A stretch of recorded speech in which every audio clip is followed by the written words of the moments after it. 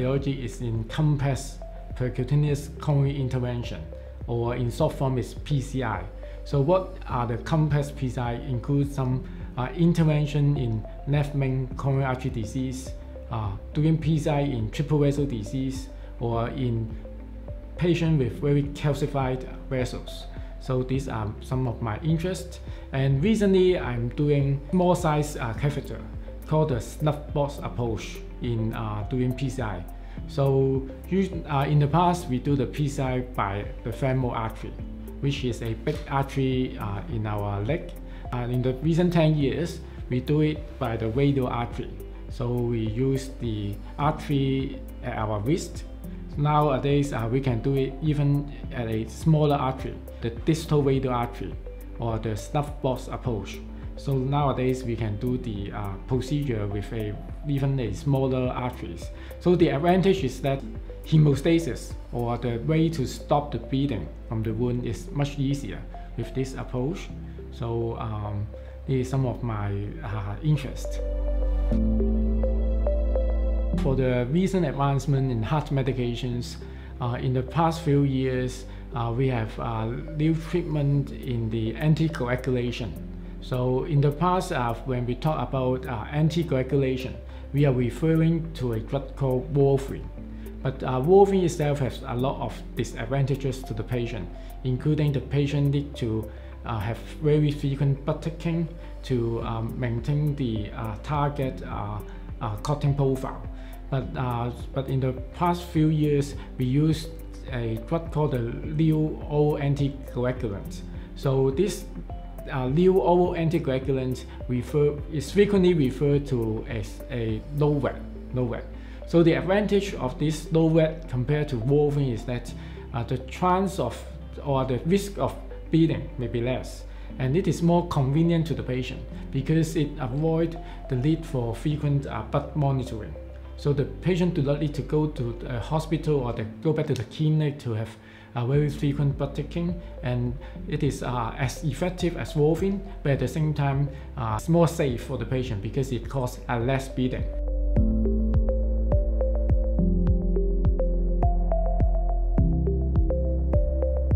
Patient frequently will confuse these two types of medications. So both of these medications are called antithrombotic medications because they prevent the forming of blood clot. That's why both of them are called antithrombotic agents. However, anticoagulant act mainly at the clotting profile of the patient. So it prevents formation of blood clot by inhibition of the clotting profile. So some examples include warfarin or the new oral anticoagulant, the low-rate. So for blood thinner, we usually refer as anticoagulant. But antiplatelet also inhibit formation of blood clot, but the pathway is mainly to inhibit the function of the platelet in our blood. So it is a kind of platelet inhibitor. Some patients may refer antiplatelet as blood thinner, but this is incorrect. When we talk about blood thinner, we refer to anticoagulant, but not antiplatelet.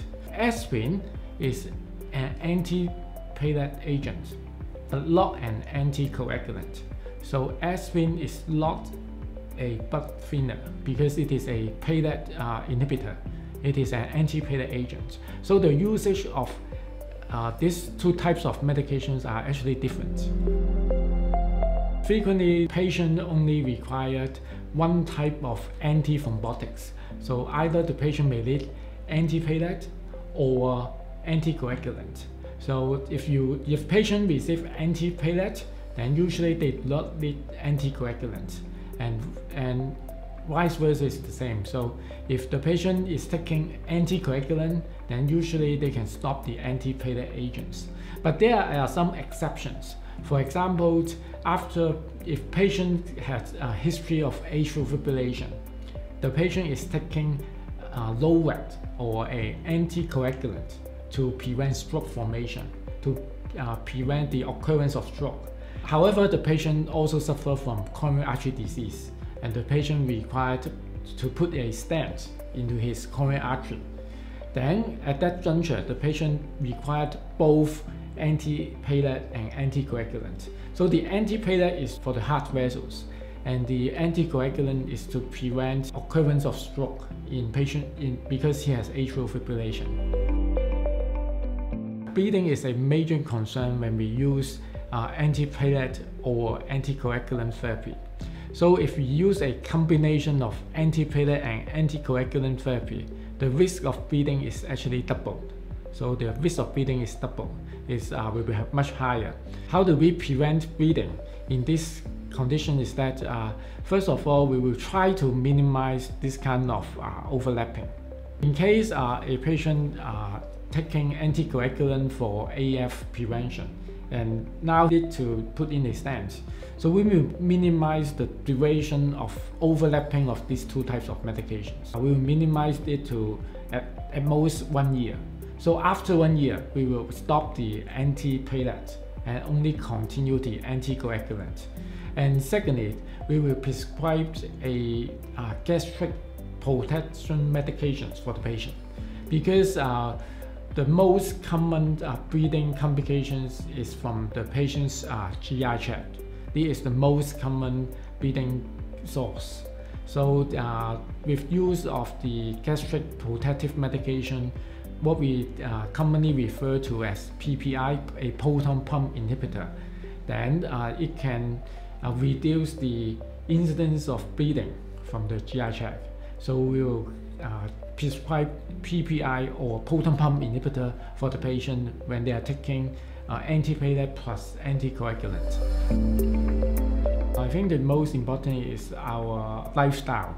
So most important is our diet, our exercise, and how to reduce the stress, especially in Hong Kong.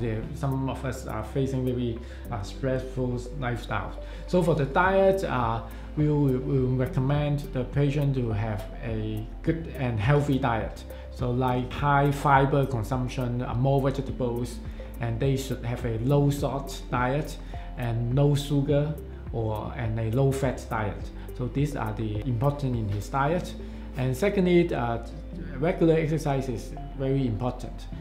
So we recommend the patient to do 30 minutes of medium strength exercise every day. If he cannot do it every day, then we recommend 150 minutes of exercise every week. We also need to learn how to relax and enjoy our life. So it is important to do this to maintain our healthy lifestyle.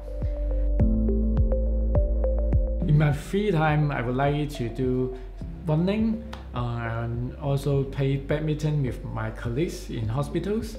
And also I will bring my dog out for a walk in the countryside during my holiday.